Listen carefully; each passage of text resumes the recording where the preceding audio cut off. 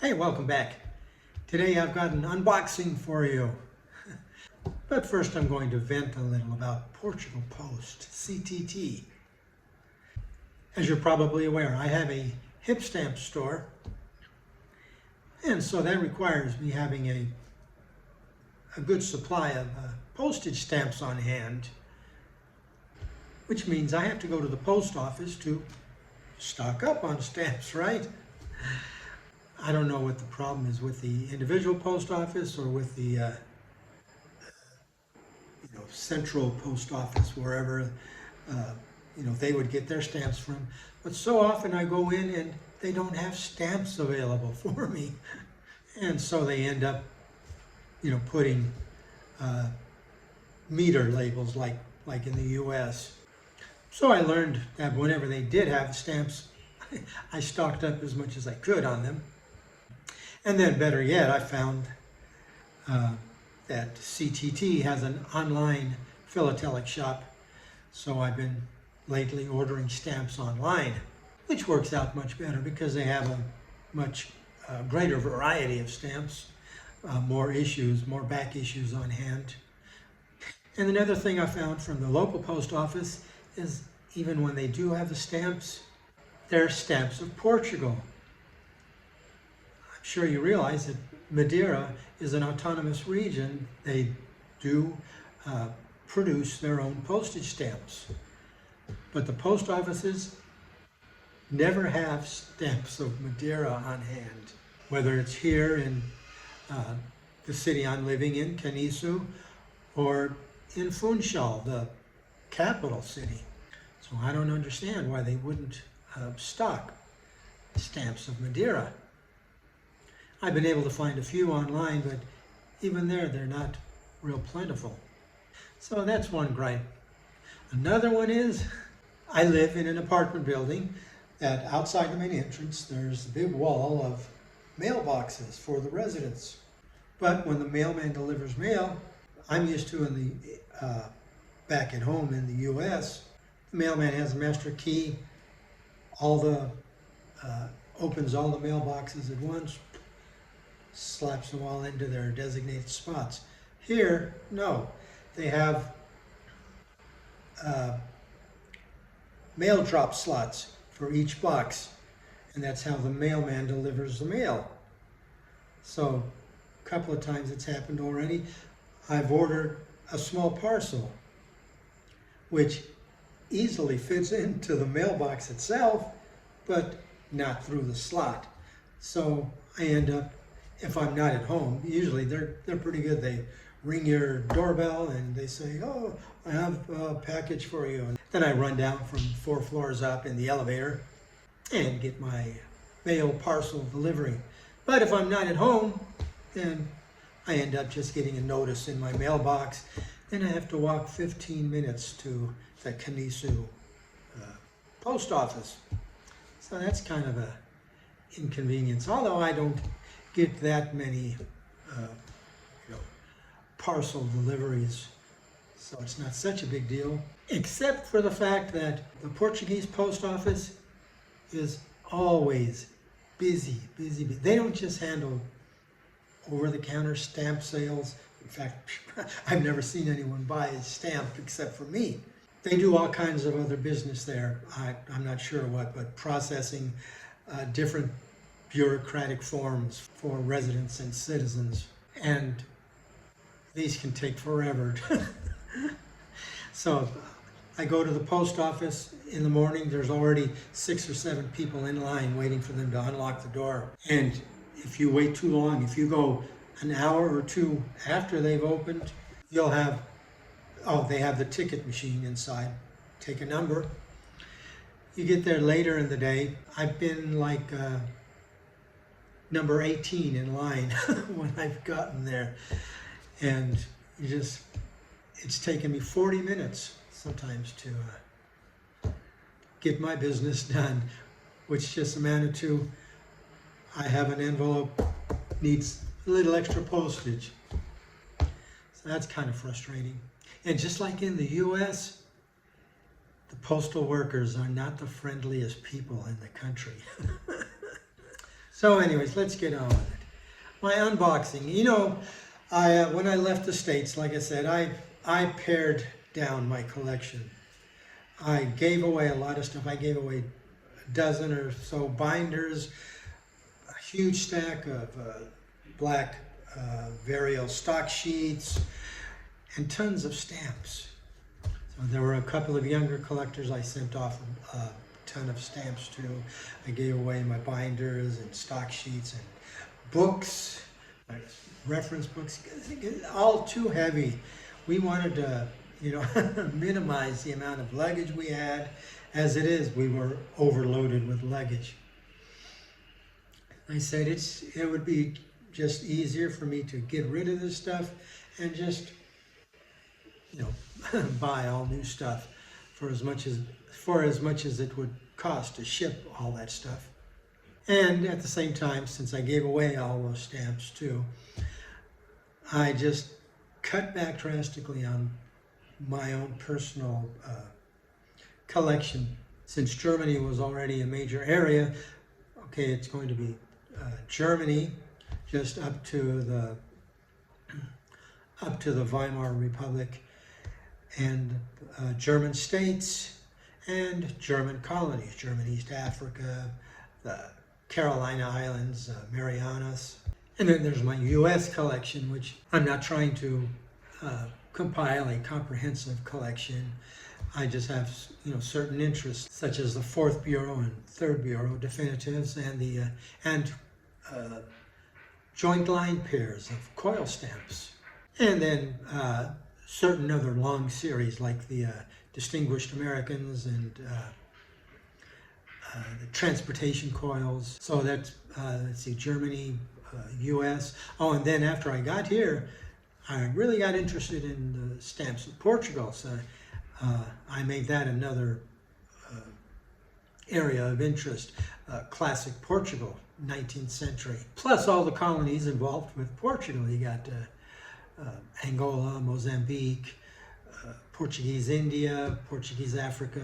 So there's a lot to keep you busy, even though, that's 3 countries, could just as well be a whole world of stamps. It'll keep me busy for some time to come, I think. And it helps. I enjoy having that much more clearer focus on particular issues, particular countries, particular stamps. And then I have my topical areas, my classical music and fiction writers and literature on stamps. So basically, this is what it comes down to. You're looking at my entire personal collection right there. This is the only book that came with me from the States. It's just a B5 size, I believe, stock book. There's some of the classic Portugal that I've accumulated since I moved here. And then this is how I packed my stamps from the States when I came. These are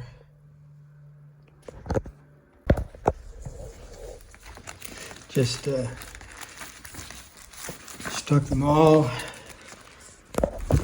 in glacines loose. I stripped all the album pages I had and just stuck everything in glacines and on cards. So here's my various German stamps.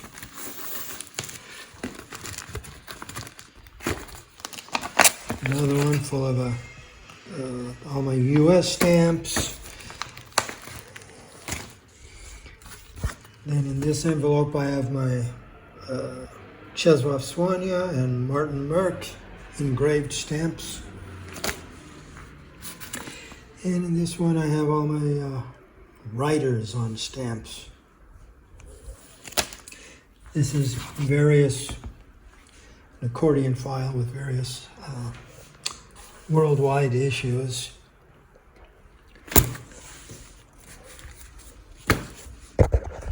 Got some mid-sheet files that have my large my large sheets. There's a U.S.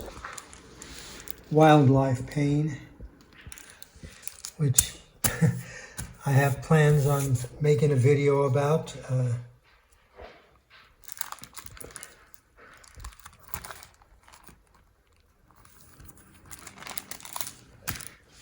And then the cartoons, Tweety, Sylvester and Tweety, Daffy Duck.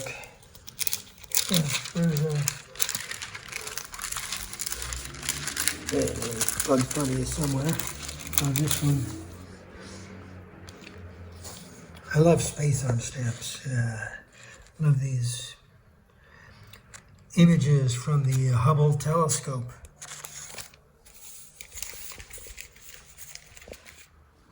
I told you I collect classical music, but I do keep some jazz on stamps also.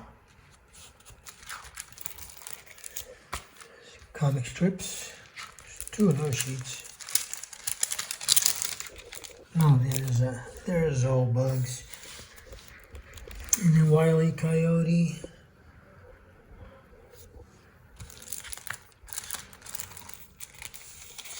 There's a nice sheet of Arctic animals.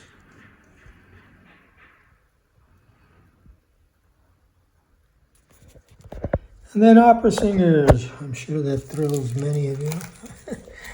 Classical composers and conductors. And some big band jazz leaders.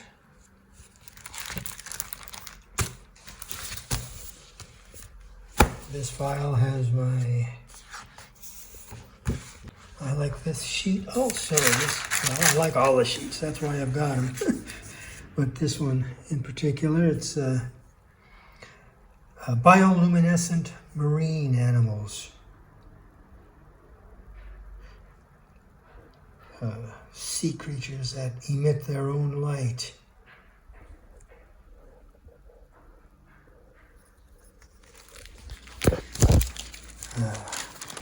Here's a full sheet of,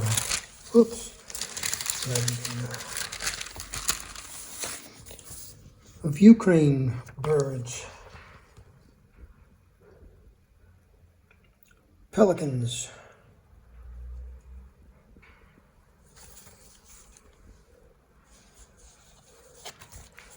Moving right along, there's a Andorra sheet. Souvenir sheet from India. Okay, probably one of my very favorite U.S. issues. Miles Davis with Edith Piaf.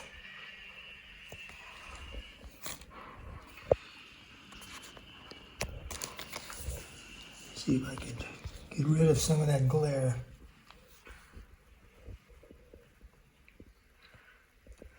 I just love everything about the design of this stamp, from the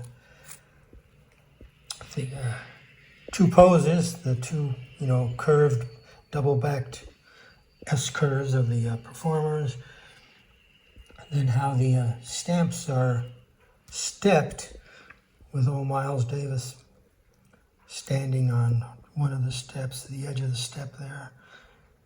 And it's just, I love that sheet. Oh, that's all for that. So anyways, and then I've got more large sheets, souvenir sheets there. There's a 1-page exhibit I made for an exhibit a couple of years ago. Let's see, my women of German history on cover. Some nice classical music covers that I got from Zvezdan Milosevic, one of my faithful viewers. Oh, really nice looking covers. I love these.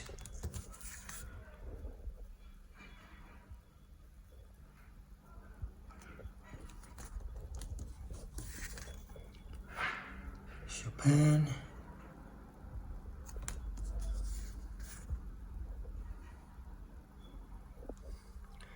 Giuseppe Verdi.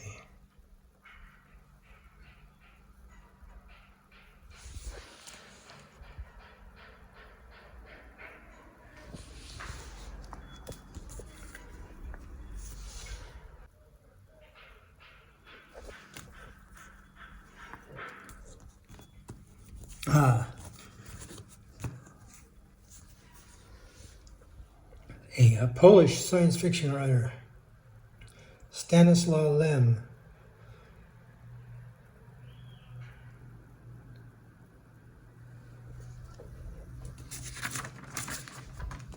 And a nice classical cover I got from Michael at Philatelic. This is his logo. Some more covers for literature, Johnstone bag, and some classical music conductors. And you can see there's more covers inside, more covers.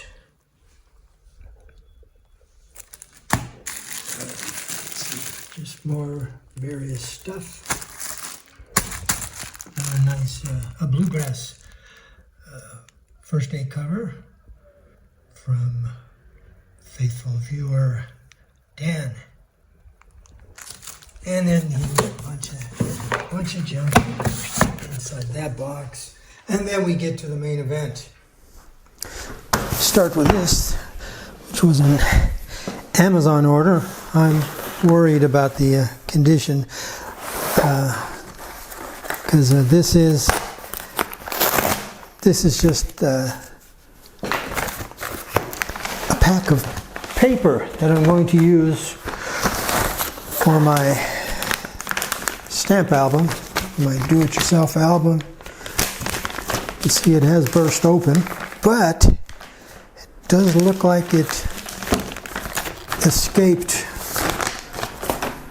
folding, spindling, and mutilation. Yep, the corners are not all bent up, which did happen to me in the U.S. I ordered a couple of packs of comic backing boards, if you're familiar, and they're white, stiff cardboard for protecting comics in their comic bags. And when they arrived, they were loose in the box, and the whole corner was just accordioned. It was just, man. So anyways, this is actually just looks like this one top sheet has a dinged corner, but this looks very similar to the paper I was using in the U.S. This is a French brand, Clairefontaine Trophée paper. It's 120 grams, which I know a lot of people like the heavier stuff. This is plenty heavy for me. It's not flimsy like regular notebook paper.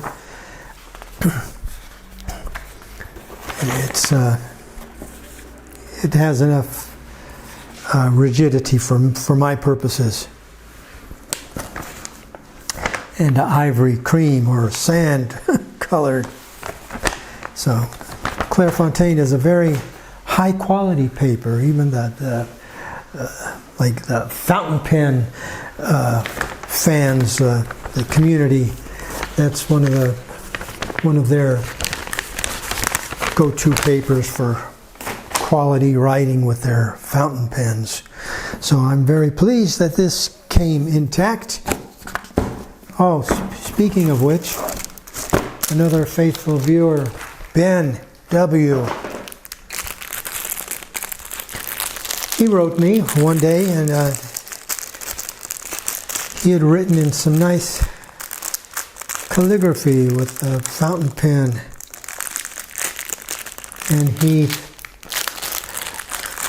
planted a bug in my ear. Well, not in my ear, in my mind. Let me grab some. Fountain pens have been a kind of a casual interest over the years, but I never seriously gave them consideration because when I did use them, they were of course cheap ones that I could afford, and they always ended up just blobbing. That is, you write and you could end up with a puddle of paper. But I found out that lately the Chinese are making some outstanding pens for dirt cheap.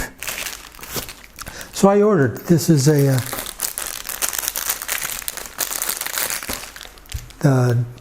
this is actually a Japanese brand, not Chinese. But this was also cheap. It's the Platinum brand, and this is their Preppy fountain pen. So this has gotten rave reviews as a outstanding beginner's fountain pen. You can get it for less than $10. Bought a second one with a different nib. This is a medium nib, and I ordered another one with a fine nib, and just that one alone without the cartridges, that one was €8. So for under $10 you can get an outstanding fountain pen if you want to delve into that world. Now in this big box, this was an order from the online philatelic shop called Nordfrim. I'm sure you've heard of them. They are based in Germany. So, like I said, since I got rid of all my notebooks, stock books, everything, I need to restock. Oh, nice. Very good. Nice bubble packaging. First thing I got, oh, this was the free gift that they included. It's a booklet pane from France. Let me take it out. It's I don't know who these people are. Writers, politicians, doctors. Oh yeah, doctors. There's an immunologist, molecular biology. So that was the free gift with my order. And my order consisted of this little brochure. No. First I need some stock pages.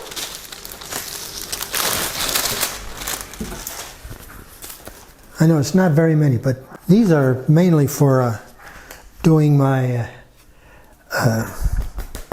hip stamp store work, doing my scanning of my own stamps. So these are these look very similar to the dealer sales cards, which you might have seen. It has these pockets. That's very thin plastic. I thought it would.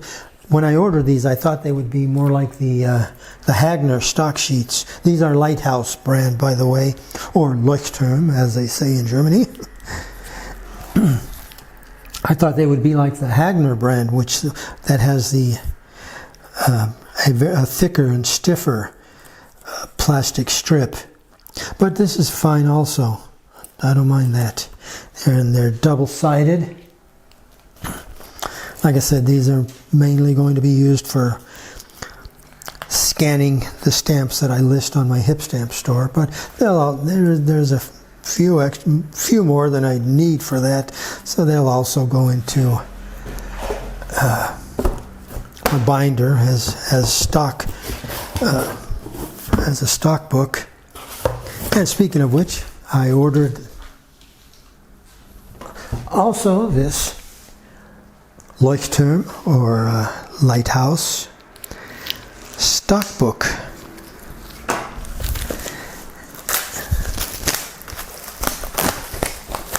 I got it in the green. I like that classic philatelic green color.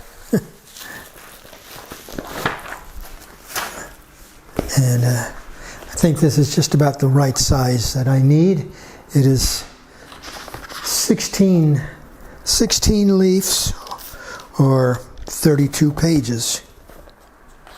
And it's got the glassine interleaving, and it's the pages are basically the exact same thing as the stock sheets I just showed you, except that these are sealed on the end, whereas the other ones don't have this sealing.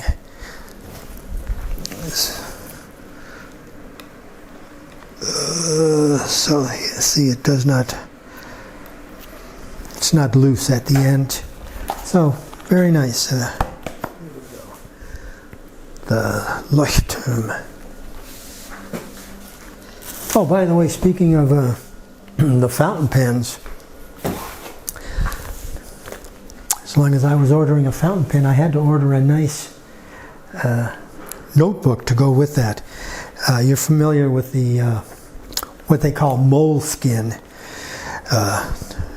Should be more like Moleskine, or Moleskine, but who am I? Anyways, this is also a Leuchtturm or Lighthouse notebook, which is actually, from what I read, a upgrade from the Moleskine notebooks. It's got very high quality paper inside, numbered and blah blah blah, and it accepts fountain pen ink very well without bleed through or ghosting or feathering where the ink will spread. So this will be for my permanent writings. I'm not a journalist, or I'm not a journaler, I should say, but I do have some what's the word? Aspirations for creative writing, and that will go down in this notebook. And then here's a catalog of great offers from Nordstrom. Here's a Leuchtturm catalog also. Great, I love looking at wish books. And then here's the coup de grace of this shipment. It's another Lighthouse stamp binder with slipcase.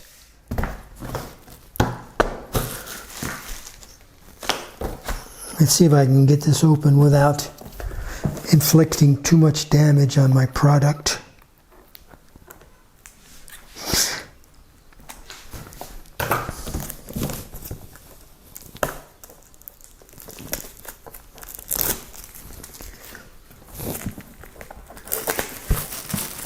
So, and this box also escaped even minor damage in shipment. I was very surprised and pleased to see that. So, very nice. Can we see that? So this is the Lighthouse Grande stamp binder, stamp album binder. It's got a raised, padded ornamental feature there. Very nice looking. It's got the desiccants to keep out the moisture. It's a 4-ring binder that takes A4 sized sheets.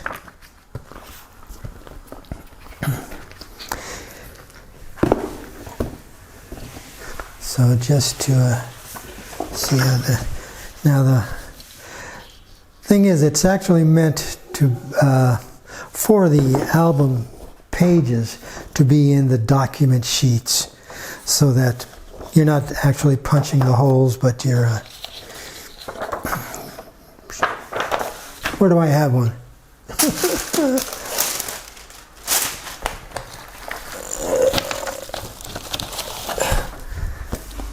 It's meant to be your pages to go into the document sleeves.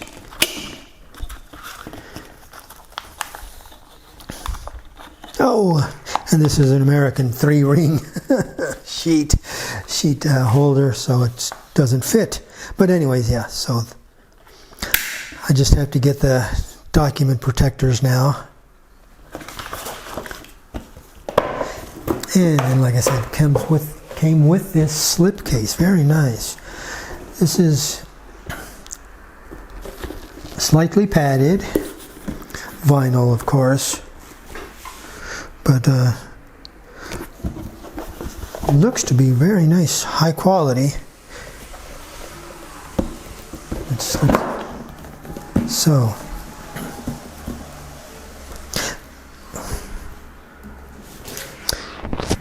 and it's got the raised spine ribs there too.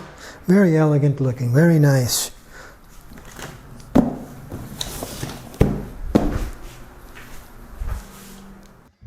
All right, so that's where things stand right now with my personal collection. I can finally get down to the nitty-gritty, making some pages and mounting stamps and making everything look pretty again. I'll keep you posted on how that goes. I will show you my page making procedure and mounting procedure and whatnot, everything that goes along with that. So I hope you'll join me then. Until then, this is Ted the Talking Stamp Collector wishing you all happy stamping.